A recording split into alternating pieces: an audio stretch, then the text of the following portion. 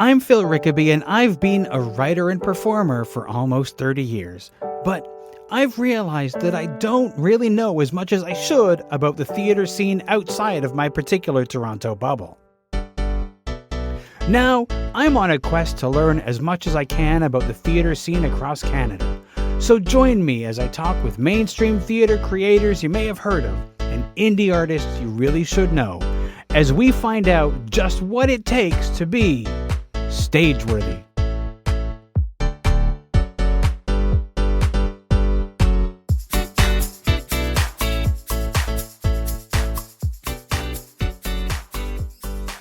If you value the work that I do on Stageworthy, please consider leaving a donation either as a one-time thing or on a recurring monthly basis.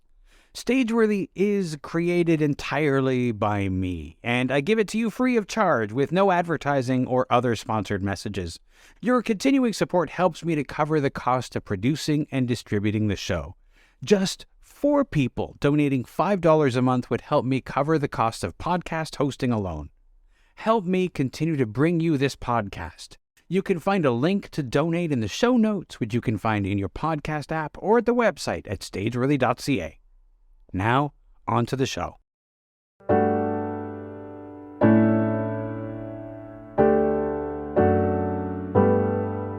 Cass Fenwick is a double Dora-nominated actor-producer who splits her time between her positions as co-artistic director of the Assembly Theatre and artistic director of 141 Collective.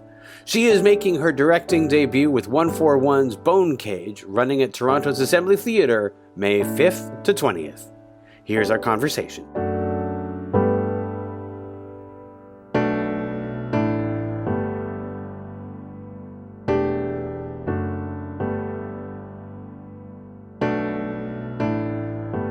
I would love for you to tell me about Bone Cage. Yeah, I'm excited to tell you about Bone Cage. So this is a show that I came across a couple months ago. It's by a wonderful Canadian playwright named Catherine Banks. It's a Governor General Award-winning play, and it tells the story of a bunch of small town folks in Nova Scotia and all the things that come with growing up in a small town, good and bad. All of these characters are very feeling stuck for various reasons, whether it is, stuck in their own grief, whether it is socioeconomic, whether it is stuck in their ignorance, just very stuck in the bubble that is created when you grow up in a remote, small community. The story features a lot of young characters, that kind of feeling when you are in your early 20s, you already feel a little bit stuck, I think, about trying to figure out what's coming next in your life. And then you add on top of all of that, which is already kind of built into that time period of your life, you add in the small town limitations. And,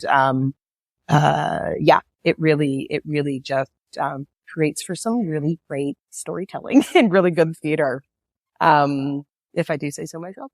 No, were you drawn to this due to growing up in a small town yourself? Yes. I mean, when I read this script, I instantly recognized all of these characters. I went, oh, grew up with that one. Oh, yep, that was that guy in high school. Oh, that person I still know and still lives in my town, in my small town I grew up in. It's a very, anyone who grew up in a small town, if you read this play or see this play, you will instantly recognize these characters. They are beautifully written. They are incredibly problematic for various reasons, but in a way that what Catherine Banks has done so beautifully in her storytelling is you can absolutely disagree with the actions of these characters, the language these characters use, but you understand the circumstances that they are in and that they have grown up in that essentially lead them to behaving in the way that they do. And so that's what I really loved about it is there is problematic language and there is some problematic content in this play. And although it is, can be, tricky to navigate, I think it's really important because what it does is essentially, not pull punches on what it actually is to grow up in a town like that and the culture that is manifested in a lot of small towns right across Canada, in the small town I grew up in and the one that's featured in this play as well. And the other reason I was really drawn to this play was because of all the young characters. Most of the characters in this play are under the age of 25. Right. And at Assembly Theatre, we had hosted these indie general auditions back in, I guess that would have been October, November. And we saw 200 people over 4 days. It was crazy and it was awesome. But what I was really inspired by that process because we were coming out of it during that time was really well. People were really starting to kind of venture out for the first time and really feel like we could potentially be producing theater again without the risk of going into another lockdown or, things coming to a halt. And so, for 3 years, I mean, this film Preaching to the Choir here, we had, essentially not had the opportunity to be connecting and meeting new people. And there's a whole generation of new grads coming out of school who have been unable to come and connect with the indie theater community in Toronto and across Canada. And indie theater is really where you cut your teeth when you're a new grad. It's where you come to play and experiment and try and learn and all the things. And that was my experience moving to Toronto. It wasn't till I met folks in the indie theater community that I genuinely felt like I belonged and was supposed to be here. And so, with COVID, we weren't able to do that for 3 years. And there's like without making them sound like a product, there's a backlog of new faces, new people, new, young, hungry, excited, talented folks. And what these generals did was kind of open that world for me where I went, oh my gosh, I want to work with all of them. They're all so good.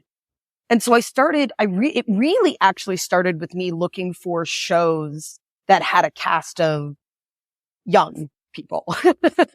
And that's how I came across this play originally.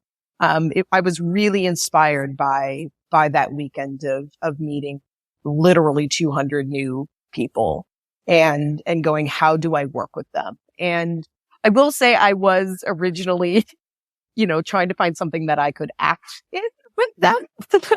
But when I came across this script, I absolutely fell in love with it. I mean, I think Catherine Banks is a remarkable playwright. She writes in this very poetic way. It's absolutely beautiful. And to your point earlier, was able to really recognize this very 3-dimensional representation of what it is to grow up in a small town, the good and the bad. And so it checked all the boxes except for there was no role for me. So I went, okay, I want to do this play. I want to tell this story. I want to work with all these young, amazing, brilliant young actors that I've just met and been introduced to. So, I've always wanted to direct. So maybe I dipped my toe in that direction. And then we were off to the races. So yeah, I guess it really did start with me wanting to find something to work with to provide an opportunity to work with all these new amazing young artists. And yeah, then it's really interesting the trajectory of a lot of these young artists who graduated during the COVID years. Yeah. Because some of them barely were able to get on an actual stage. Yeah. They had to do Zoom shows and take their acting classes over Zoom, which is Like, how do you teach somebody to theater act over Yeah. Zoom? It's so I can't even wild. imagine. I can't even imagine what that process must have been like for them. I really, one of the actors who I cast in this show, who I was first introduced to via the Generals, had told me a story that, so at the Generals, we offered folks to either do a monologue or they could come in with a partner and do a scene. The scene that this young actor did with his scene partner was one that they had done in university, but had only done over Zoom. So they hadn't, when they got together to rehearse for this audition, that was the first time they were doing this scene in person because they had only been able to do it over Zoom throughout COVID when they were in school. And I thought, oh my gosh, this is such a wild experience and very unique experience that these folks have had. Cause I genuinely don't know if I could have done it. To be honest, it was hard enough just existing during that time, let alone being in school, let alone being in theater school, you know? Oh, exactly. It's really wild. Yeah. Now we were talking about small towns and it's so amazing how, in a small town, no matter where it is, there are these same people. Yes. And, I guess it's a product of a small town and the small insular community. Yeah. Of everybody being in everybody else's business that sort of like draws that in. Yeah. Yeah. I will say I absolutely loved growing up in my small town. I loved it. I love the sense of community. It really was a very, very, very close-knit community. I had a wonderful childhood and very good experience growing up in that town. That said, I'm a cis white girl. So I also understand that, you know, growing up in that town was through that lens. And it's quite possible that others would not view their experience in the exact same way, based on the lens that they had, you know, during that time. But there are a lot of really wonderful things that are fostered from small, I learned what it is to be a part of a community growing up in my hometown. You know, whenever there was any sort of, tragedy or something that happened to a family, everyone would step up regardless if they knew the family personally or not. You know, I can speak to when my father passed away, like we had 250 people show up we had to get a bigger venue for the funeral because it was, you know, it's just, and that is the kind of, care and responsibility that is fostered when you grow up, in a town of, you know, 1,500 people. And of course, with that, there also comes some problematic behavior as well, right? You know, we are products of our environment. And when your world is the size of 1,500 people, then your perspective is only that big. Yeah. And something that what I really love about this play is that, and something that I've really been struggling with, during COVID is it really feels like, you know, when COVID hit, there was this real deep line drawn in the sand. And there was a real us versus them mentality that we had already been seeing in the States for sure via Trump politics and everything. But I think COVID really amplified it here in Canada. And we saw that with the truck rallies and we saw it with the anti-vax and all of this. And there was a real, I'm on this side of the line and you're on that side of the line. And I was really struggling during that time because a lot of people that I genuinely love, like genuinely would jump in front of a bus for, who still live in my small town and never left, were on the other side of the line. And I had and I'd still to this day struggle with how to reconcile that. because I know them to be good, kind people. And, you know, the views and the rhetoric that they were,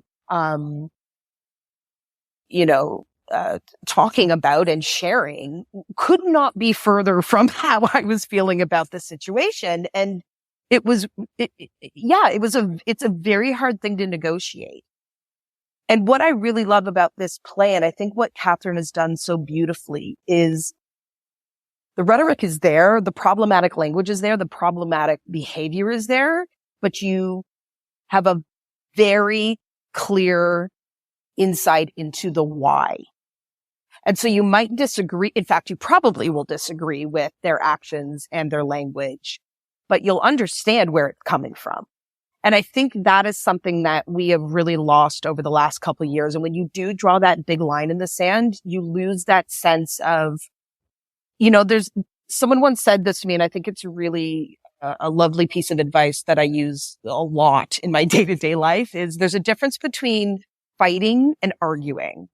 And when you fight with someone, you want to hurt them and you want to say things that will hurt them. There's no impulse to come up with a consensus or a solution. And when you argue, you are doing that in order not only to get your point across, but to also try and understand their point as well.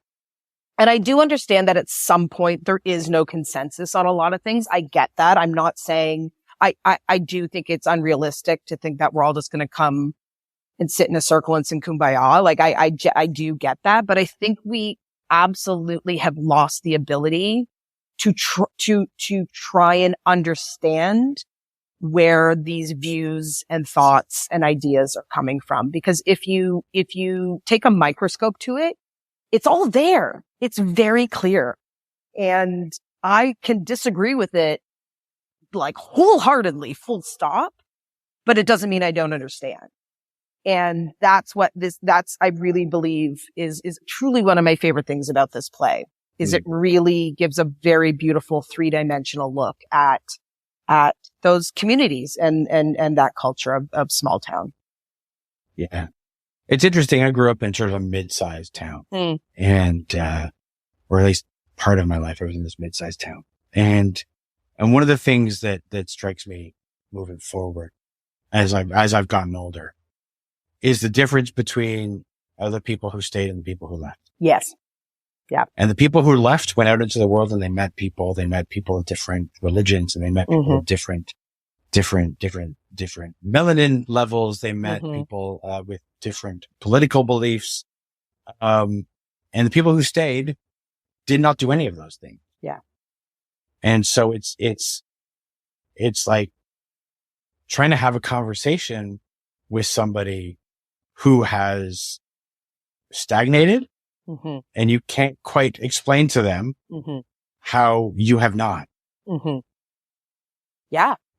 Yeah. And I think that's a really important perspective, because that's exactly where these characters are in this play in Bone Cage, is they are at this moment of trying to move forward and they can't for various reasons. All these characters want to not be stagnant anymore. They want to be moving forward. They want to be getting out. They want change. And for various reasons are unable to.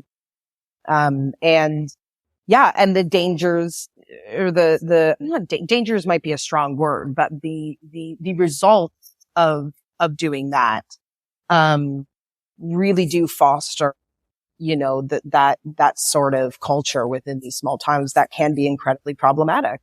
And it is hard to, it's the classic, what's that?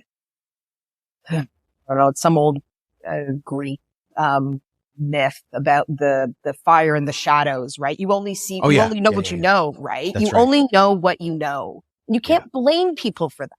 No. I think there's a difference between ignorance and neglect. Yes. Right? Like if you are an ignorant person, it's because you don't know anything but the world around you. And you can only react in the way, you can only react to the surroundings that surround you. But if you do know better and you are choosing not to do that, that's when I have a problem, right? Yes. That's when I go, okay, Like, let's see if we can figure out exactly what your motives are here.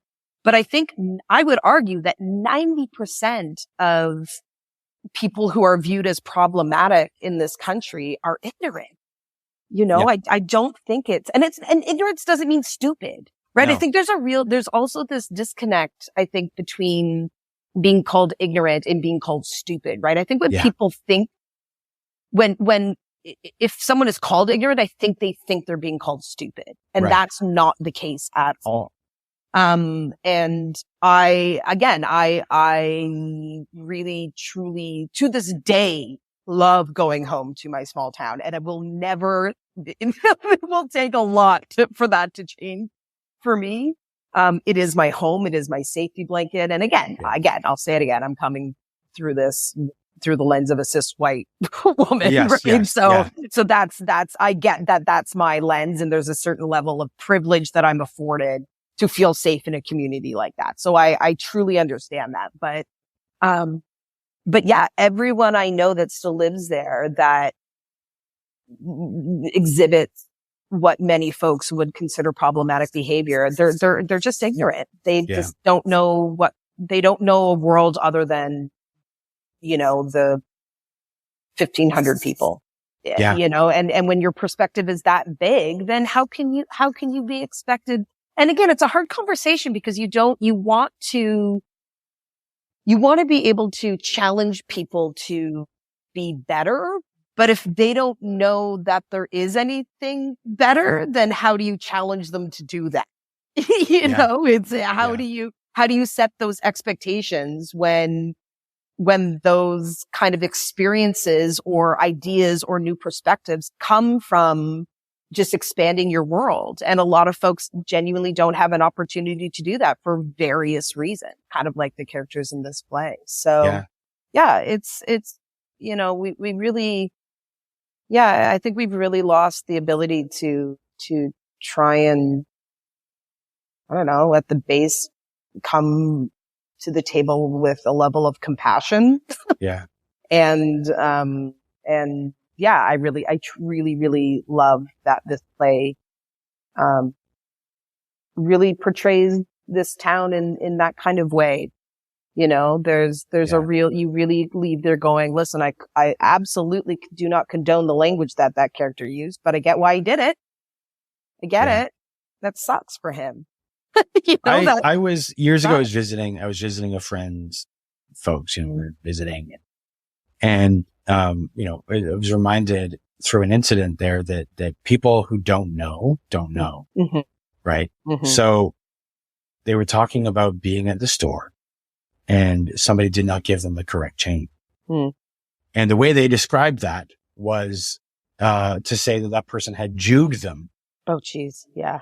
And we sat there and we sort of like looked at this person, at this person's father, and we said, you realize what you just did. Yeah. And it had never occurred to him. Yeah.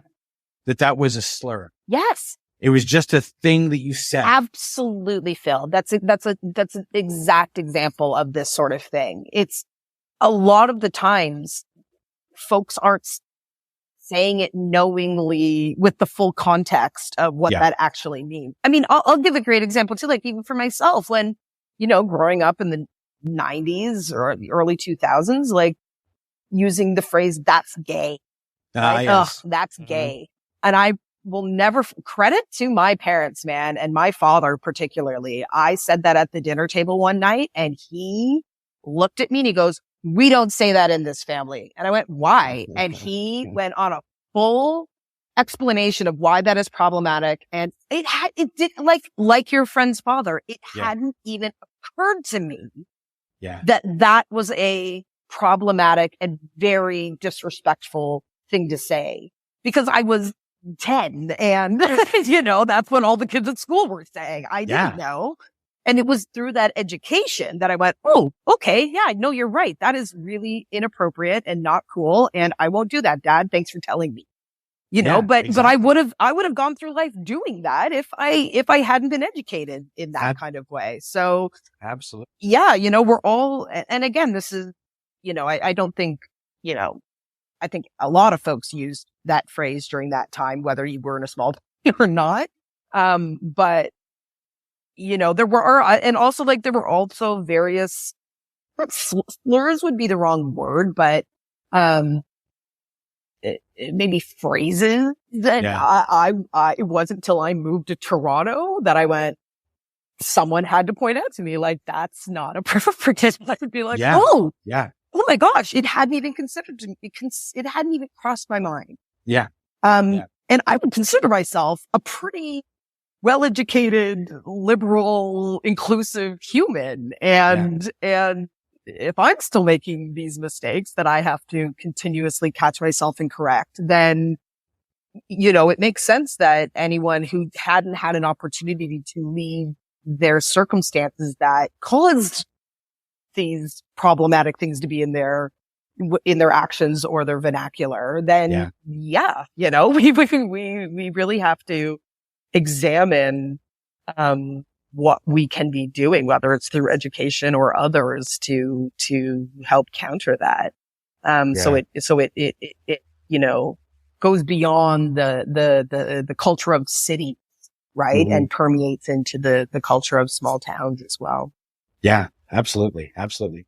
When I was a kid growing up in the ancient times of the 70s, Gaylord was the phrase. Yeah. We didn't say gay, it was Gaylord. That was the thing that everybody said. And I remember that throwing around, and I don't remember exactly what was happening. It was a long time ago. Yeah.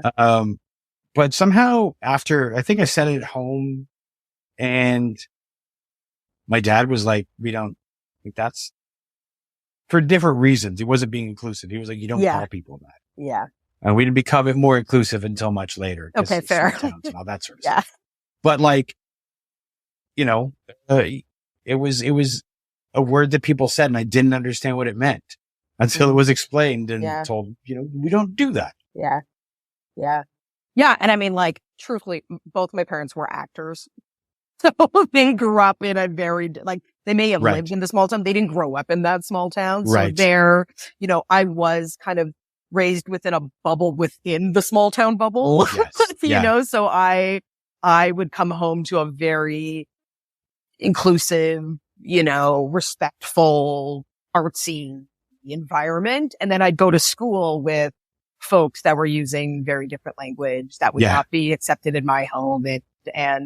And again, it kind of, I guess even now that I'm talking about this now, kind of, even as a kid, I think I was trying to reconcile that in my head. Sure. Knowing that, using those kind of phrases and words were absolutely wrong, but everyone I know is doing it. So are they bad people?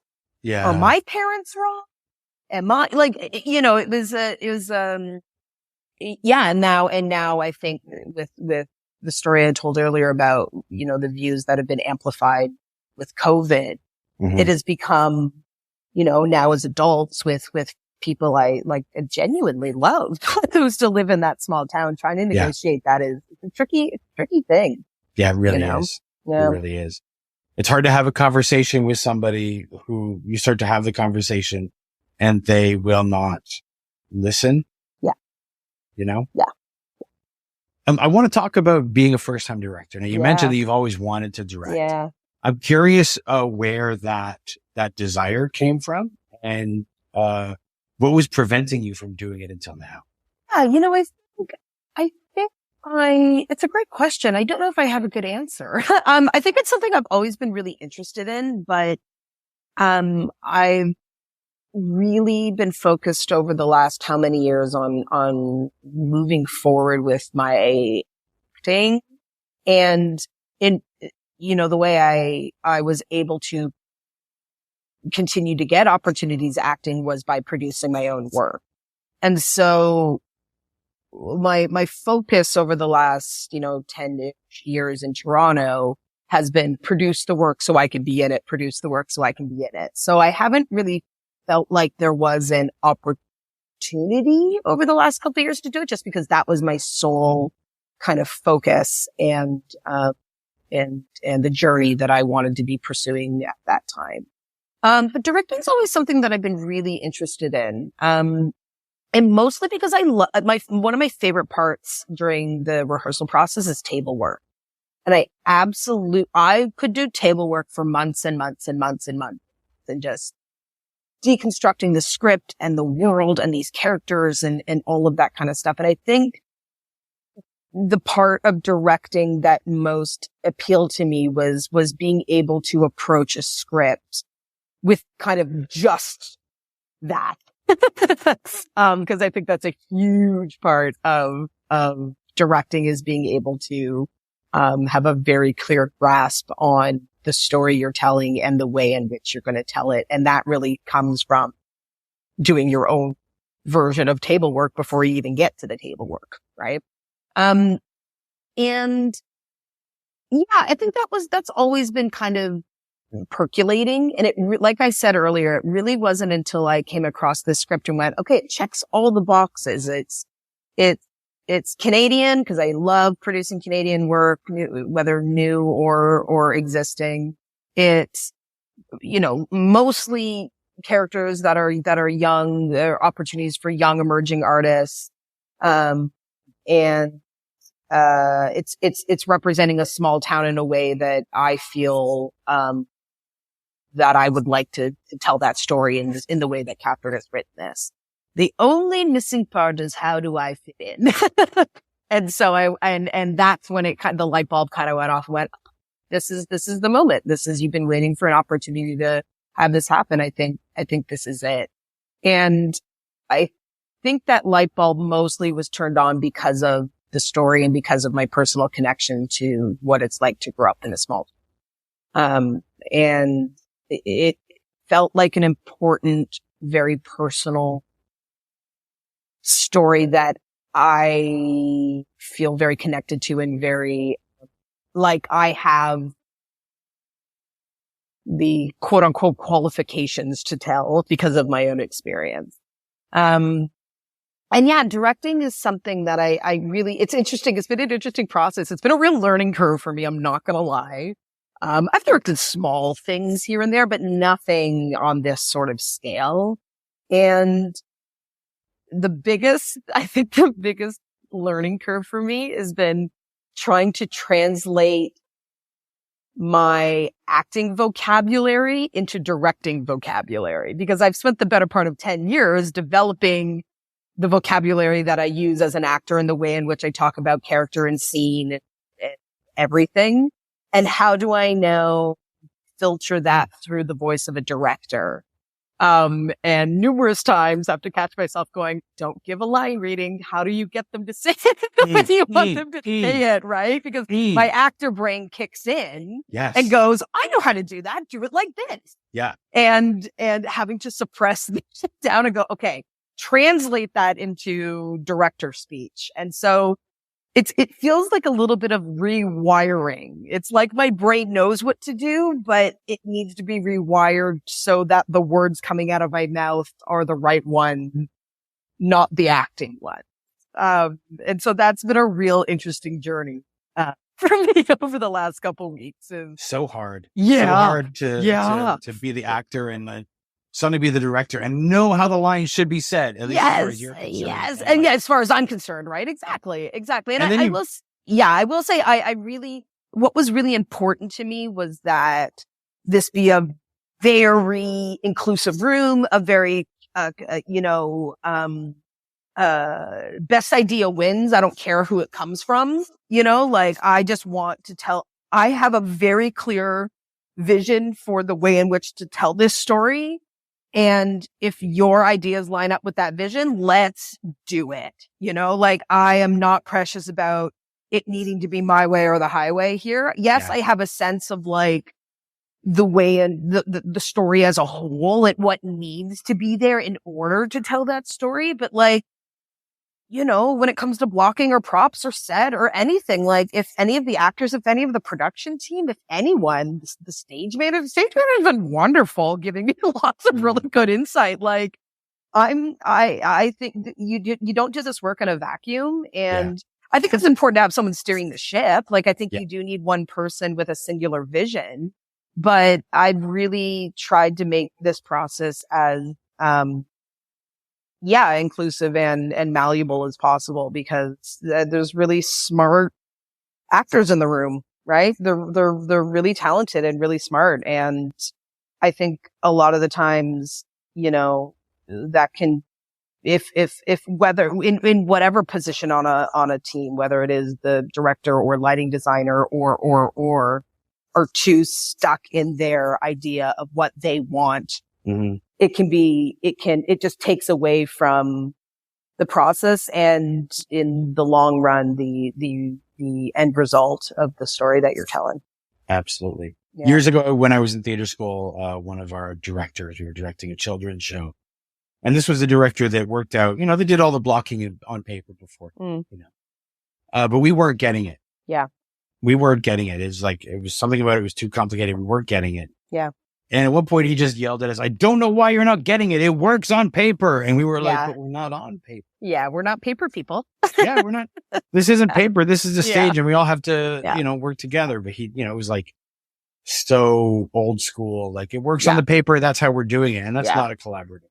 No, and it's not, I don't think it serves the story, right? Because the whole point of, and this is the one thing I love most about this art form is, or art, this, you know, performance in general is my version of Hamlet is going to be different from your version of Hamlet is going to be different from his and hers and theirs and everyone's, right? And it's because we bring our own experience. We bring our own, perspectives. We bring our own life experience into it, right? And that's just going to mean that different moments in this script hit differently for each individual person. And if you aren't, I don't subscribe to the, you know, I was that person and that person was me. Like I became the character in that moment and I didn't exist. I think it's utter bullshit. I'm not going to lie. Like, listen, like if that helps you in your process, fine. Sure. But I truly, truly believe you have to be able to bring a certain level of yourself to it in order to portray it as authentically as possible. Yes. And if you prescribe what that is before an actor is even in the room, then you're setting them up to fail. Absolutely. I've been on, you know, I've experienced that on the acting side and I've been trying very hard to not let that permeate into my directing style because I know how detrimental that can be to an actor, A, feeling confident in what they're doing, and B, what that final performance actually looks like. Yeah, absolutely. Absolutely. You were talking about table work earlier. And there's really nothing more important to the process of a play than that initial table. Yeah. Because it's where the director and the stage manager and everybody and all the actors sit down and read through the play and figure out what are people actually saying? Yeah. What's actually happening in the scene? Yeah. What's the relationship between these characters? Yeah. And years ago, I did a play and the director was like, I don't do table work. Oh, I wouldn't be in that play. it was like, what? And then so what ends up happening is suddenly you are lacking essential information about the relationships between characters. And at some point, the actors go off by themselves and figure it out. Yes, they do. And they should have had that information from the beginning. Yeah. Yeah. And not only, I remember, I think about this all the time. Marie Farsi, who is not only a friend, but truly one of my favorite directors in Canada right now. She said when we started rehearsals, round one of the Huns way back in whatever that was, 2019, that we all need to figure out what play we're doing together. And we all need to be in the same play. We all need to decide what this play is as a team and then be in it. Because there's nothing worse than watching two actors on stage and they're not in the same play. And the lighting designer is not designing the same play and the set designer is not designing the same play. The table work is really a moment for a collective agreement on what this is and how we want to do it. Yeah. And on top of that, I think for a play like Bone Cage, there are literally twice as many offstage characters mentioned as there are characters on stage. So we had to spend a lot of time building out the world, like the full world of this community that these characters live. We had to decide the geography of it. We had to decide where's the church versus where's the river versus where's the fire hall, et cetera. So all these places that are mentioned, all these characters that are mentioned in the play, we all needed to have a very, very, very clear sense of what this town looked like, feels like, and is. Because I think this play could get a little bit, in the same way that I think people feel really reading like Game of Thrones, where they have to like look back and see like, wait, who was that character again? Because there's so many of them. Yeah. I feel like there's a bit of there could be a trap for the audience to be a little bit like, wait, who's that person? Wait, who's that? Because there are so many offstage characters mentioned. So the more specific we could get around who these people were and what their relationships are to them and how we feel about them, the clearer it's going to be for the audience. And so it was really important to me that we spent a lot of time doing table work. And what I have found is from the acting side is that if you invest in the table work, when you finally stand it up to block it, it's there. It's all there. It's now just about bodies and space, right? If we know what story we're telling, now how do we express this via movement around the stage? And if the exploration of these characters is happening through the blocking and, the physical interaction between characters, but a lot of that groundwork has been done, in the table work. And so it's already very, very, you're already starting 3 steps ahead, and makes the rest of that process relatively absolutely. And so, we spent a lot of time on it. Because I like it, but also because I think it's for this place specifically. I think it was very important that we all decide as a team what this play is, what the story we're telling, what is this town, who are these characters, and what are your relationships to them? Because if we don't know that, the audience is not going to know it either. So important. Yeah. We alluded to this near the beginning. We're talking about indie theater. Yeah. And it's important, but I want to sort of delve in a little bit further into the importance of indie theater, both in the ecosystem of theater in a city, but also, to, the actors, the directors, the people who cut their teeth on indie theater. Yeah. I mean, I think that's really the sense of it. I mean, when I first moved to Toronto as a young actor, I had the very naive perspective that I would knock on the doors of Can Stage and Soul Pepper and Factory, and they'd be like, "Of course, Cass, come on in, star in our play. Here's lots of money." And lo and behold, that did not happen. And I think I was feeling very discouraged, for the first couple months living here. I didn't feel like I fit. I felt like there was a lot of doors being closed.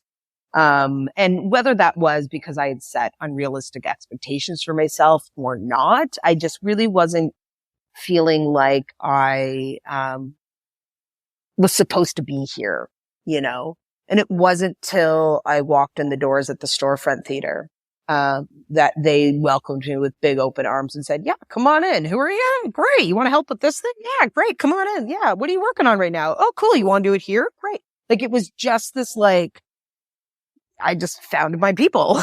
And all of a sudden I went, "Oh, no, I'm supposed to be here. These are my peers. These are the people I want to be working with." And all of those people I met during that time, that incredibly influential time, are people that I now work with, professionally. Like Michael Ross Albert, who I collaborate with all the time on, was a person I met during that. Claire Burns, who although isn't, in Toronto anymore, she's working a lot of, some programming in Hamilton. She's a huge mentor of mine, and I message her a lot asking her questions about running a theater company. And all of those people I met then. And, I understood the immense impact that it had for me during that time. And because there was a physical theater space to gather at and be a part of the community at, was just truly life altering for me. And so I've always from the start understood the importance of indie theater for young actors. And as I kind of move out of go down the rabbit hole of what emerging artist means. Like, who actually have I been emerging for 10 years? I don't know. But as I'm kind of finding, I would argue I'm on the precipice of what my next, iteration of my life and career is, as being in my mid 30s now. I'm realizing that, especially after COVID, it is incredibly important to preserve the spaces for indie theater and also the culture of indie theater in Toronto and all throughout Canada. Because I think you said it at the beginning, right? It's part of an ecosystem. And if you take one animal out of the ecosystem, the rest are affected, right? It doesn't matter how big or small that animal is. It's all part of a link. And I mean, the people that do go on to work professionally at the bigger places, Stratford, Shaw, Can Stage, whatever, all cut their teeth in basements in Parkdale, like at Assembly Theater, right? Like that's where they got to learn. And I say this all the time to folks that come in. I go, yeah, come in, be good, be terrible, be really bad, and then be brilliant again. Like, just come in and throw stuff at the wall and see what works and see what you like and see what you don't like and do all the things, right? Let this be a space for exploration and creation and experimentation and learning and community and all those things that I think at the core of are the core reasons why we all wanted to do this in the first place. I think we can get really caught up in the career side of it because the fact of the matter is we have to eat, we have to pay rent, we have to, buy clothes. Yeah. So money, unfortunately, is part of the equation. But at the essence of what we all enjoy about this work is the community, is the fun, is the exploration, is the collaboration. And indie theater, I think, really, because there's no money, because there's absolutely no money to be made, we can just focus on that, and I think, for any artist in any stage of their career, I think it's a important thing to remember. And I think indie theater, we need to continue to advocate to keep it not only surviving, but thriving. And that's the part that I'm really interested in focusing on right now is how do we at the Assembly Theater, how do we move from this survival structure that we're in, which is a month to month thing where no one gets paid and we're all just volunteer because we know we're passionate about it and we know it's important. And how do we move it into a stage that allows it to thrive, where it still provides all the things that I just listed, but we're not scrambling every month to be able to figure out how we're going to pay rent. Yeah. Indie theater is like, that's it, man. It's like, it's my true love. It's really the place where not only actors get to cut their teeth, but playwrights and directors and lighting designers and exactly. costume designers. And and this is what I really wanted Bone Cage to be, was this. Yes, the characters were all young. And so yes, I had an opportunity to be casting young emerging artists in this play, but I also saw this as an opportunity to be giving young designers a chance too. I'm working with a really wonderful costume designer who's in her final year at U of T. I'm, the set designer, JB Nels, is young as well. And she's early in her career in that regard too, and so I really, any work that I do moving forward, I always want to try, especially at Assembly specifically, always want it to be, through the lens of helping to create opportunities that, young artists wouldn't necessarily get at the larger institutions at this stage in their career. Yeah. So you're right. It goes beyond just the actors. It's any artist at an early stage in their career.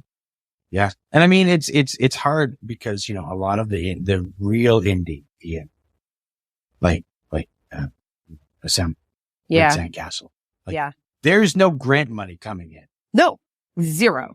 So it's like the only way that you can support yourself is either by private donations or through ticket sales. Yes. And it's a very dangerous game when those are your only two revenue sources. Yeah. Which is why at Assembly we're really, really focused on trying to figure out if towards a charitable, status is the way to go because, and here's the other thing. I think we really talked about this. A lot of, during COVID, the light was shone on all the holes in our society, whether it's healthcare, whether it's socioeconomic disparities, whatever. The lights were shone on it.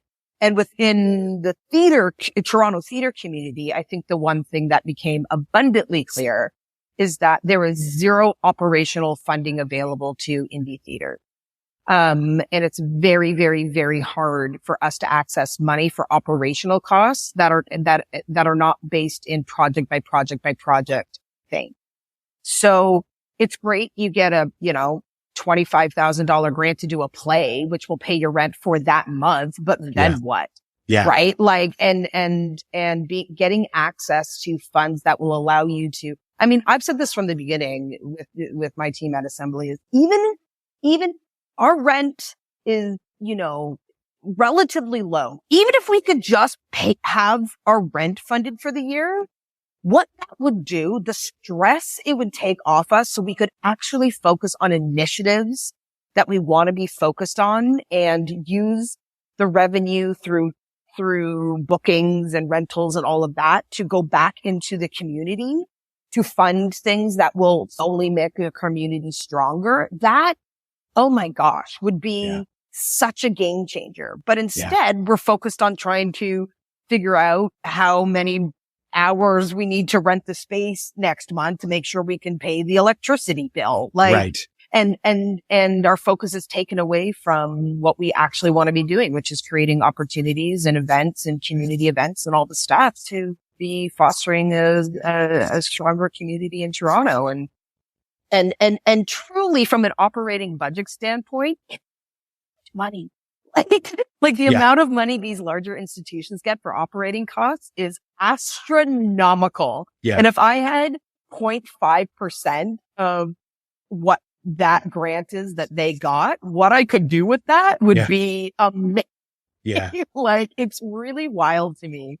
And I think it's hard. And I said it earlier, right? There's a difference between ignorance and neglect. And we spent Tori Urquhart, big shout out to Tori Urquhart, the biggest indie theater advocate that I know, who rallied the troops during COVID and has spoken with more Toronto councillors than I have fingers and toes. And she's just a remarkable human being. What she allowed us to do during that time is gave us a platform to really advocate all of this. And it was wonderful to be heard, but I'm very conscious of the fact that a lot of the actions that were supposed to be taken during that time by, Toronto City Council, by TAPA, by TAC, et cetera. Well, TAPA, I should leave out. TAC and Toronto City Council did not happen. Right. And so it's wonderful to get the platform, but if nothing actually comes out of it, now I start going, okay, well, now it's neglect. Yeah. Because you heard me and you heard me tell you the reasons why, and now you're choosing not to do anything about it. I can understand you didn't understand before. I get it. But now that you are actively choosing not to do that, that's when I have a problem. Yeah. And we just because it's completely top of mind, and maybe I will get slandered for this, but oh well. The TAPA held their general meeting, their community meeting, right? Town hall meetings a couple months ago, and a lot of what they were talking about was Dora consideration and what qualifies what and what the requirements are, et cetera, et cetera, et cetera. And they were essentially doing a review with the community to see if the way it's set up now is still relevant moving forward. Now, I came to this town hall, and truthfully, I was one of 3 people that showed up from the indie theater community, which was a little disappointing, but also kind of exciting to me because I was like, great, I have the floor. So now I can I can really tell them, I have an opportunity to really tell them how I feel about certain things. And one of the proposed changes was, and for those who don't know, the Dora categories are mostly determined by budget, right? It's mostly a financial consideration for whether you are indie theater, general theater, et cetera, et cetera. And one of their proposals was to, essentially the threshold between indie theater and general theater is $100,000, which truthfully, if I have $10,000, I am skipping down the street. So 100,000 is like not even like remotely in my atmosphere. And what they were hearing from the general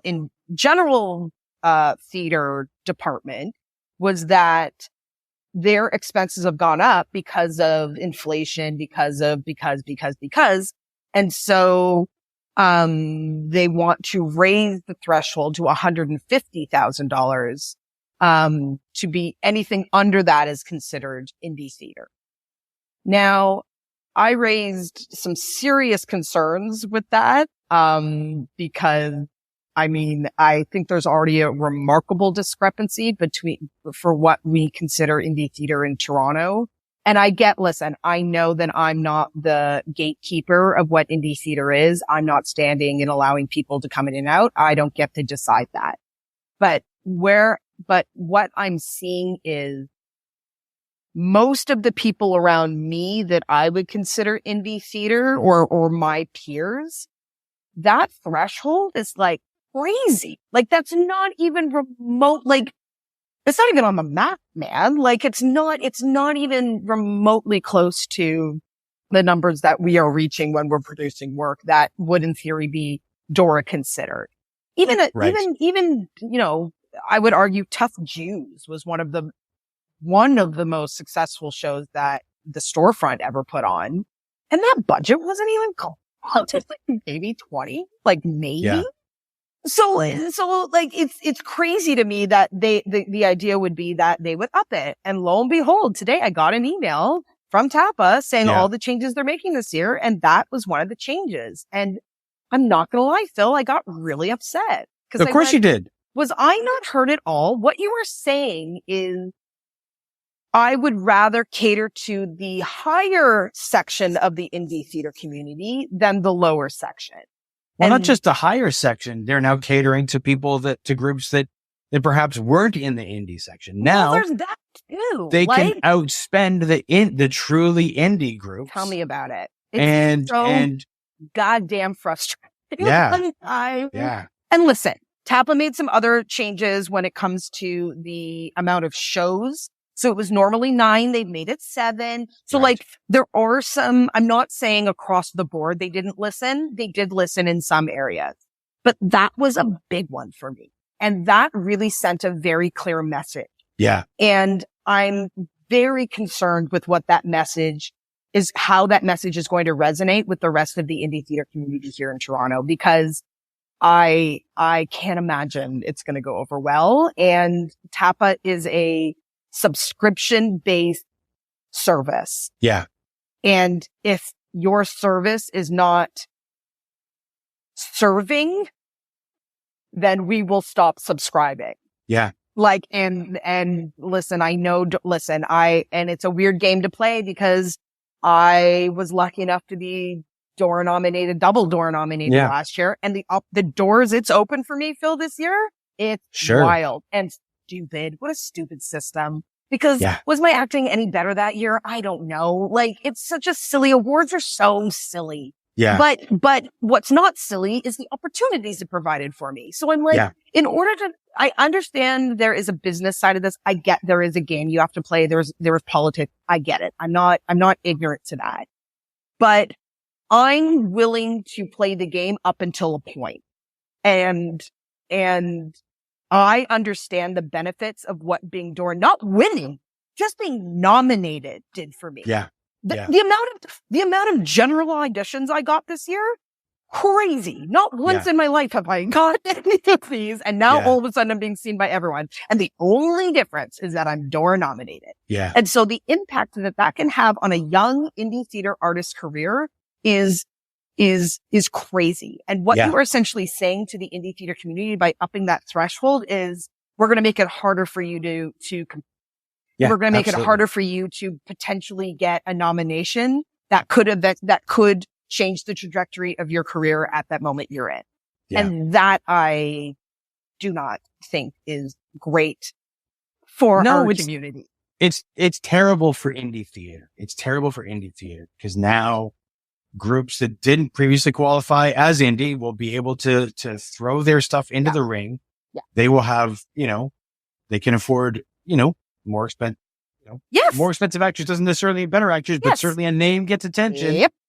And so now, and it's hard to compete, but what does compete even mean? I mean, I use compete in the Dora sense, right? Because I know what winning or being nominated for one of those means to someone at the stage that I'm in versus the stage of the professional actor who's working at Shaw and Stratford and, right? Yeah.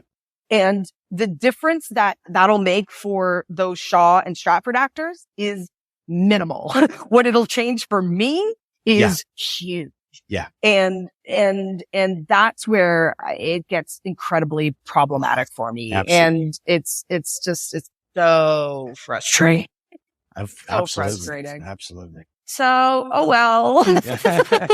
Tap, if you're listening, please still take Bonecage into consideration for the Dora Awards this year. And it's hard, right? How do you bite the hand that feeds you, right? Well, like knowing that this is a system that gives out these awards that essentially affects your career. Like you have to play the game a little bit and I get it. And I know the Tap of folks mean well. I think they're all lovely, lovely human beings. And I gotta give props to the indie theater, advocates within the Tap board. They really, they hold these monthly, TAPA, caucus meetings that any indie theater artists are allowed to join and talk about their problems. And then they bring it back to TAPA. Like I know it feels like there is a real effort being made. It's just when stuff like this happens, I go, but is it? There's, I don't know. We have this thing. I don't know if it's unique to Toronto. I don't know if it's unique to Canada. I don't know if it's just the way the theater world is, but we have this thing where, Phil, you're cutting out. Oh, sorry. Can you hear me? Oh, now I can hear you. Okay, good. We have this thing that we do where we're almost afraid to criticize. Yeah. Even though we criticize because we love the thing and we want it to be better. Yes, of course. And yet still, whenever we're about to say something that might be slightly critical, we do the whole look over the shoulder. Who might hear this? Yeah. Because we don't want to be penalized for it. And yet what we are doing when we criticize is show how much we care. Yeah. Yeah. Yeah. And it's in service of yes, selfishly because I am in the indie theater community, but I'd like to think it goes beyond me, right? I see the impact that being Dora nominated had on me, and I want that impact for other people. Absolutely. And so, I think it's incredibly important to continue to shout as loud as we possibly can to the folks with the money, the folks who have influence, the folks that are making these kind of decisions that, and what it also says to me, Phil, is like, you really don't understand the parameters we're actually working in here. No. If you genuinely think that $150,000 is in the indie? realm, and then that's, but again, what's indie? I don't know. These indie caucuses have been really, really insightful for me, right? Because certain companies are showing up that I would consider in but they do. So it forced me to take a step back and go, okay, well, if they consider themselves indie theater, then I guess there are just different thresholds of indie theater. Like there are categories within indie theater. So, okay, fine. Like if the true definition of indie theater is something that is independent from mainstream, fine, right? That is a fair definition, and we can go with that definition. But we also have to recognize that within the indie theater community, there are levels and there are thresholds, within that.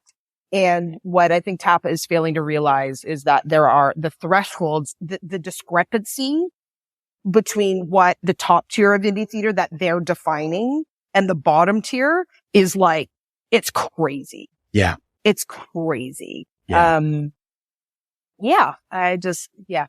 Yeah. No, absolutely. I feel like we could keep talking about this for ages. We could do this Cass. for ages, Phil. I know. For ages. I know. Cass and Wyck, thank you so much for joining me. I really appreciate you taking the time out of your rehearsal day. And I'm looking forward to Bone Cage. Yeah, thanks, Phil. We're excited to have you here. And thank you so much for the opportunity to talk as always. I'm so grateful for the work that you do and the way you advocate for indie theater. We need more voices like yours, man. And so thank you. Thank you for bringing this podcast back. This has been an episode of Stageworthy. Stageworthy is produced, hosted, and edited by Phil Rickaby. That's me. If you enjoyed this podcast and you listen on Apple Podcasts or Spotify, you can leave a 5-star rating. And if you listen on Apple Podcasts, you can also leave a review. Those reviews and ratings help new people find the show. If you want to keep up with what's going on with Stageworthy and my other projects, you can subscribe to my newsletter by going to philrickaby.com/subscribe. And remember, if you want to leave a tip, you'll find a link to the virtual tip jar in the show notes or on the website. You can find Stageworthy on Twitter and Instagram at StageworthyPod, and you can find the website with the complete archive of all episodes at stageworthy.ca. If you want to find me, you can find me on Twitter and Instagram at Phil Rickaby, and as I mentioned, my website is philrickaby.com. See you next week for another episode of Stageworthy.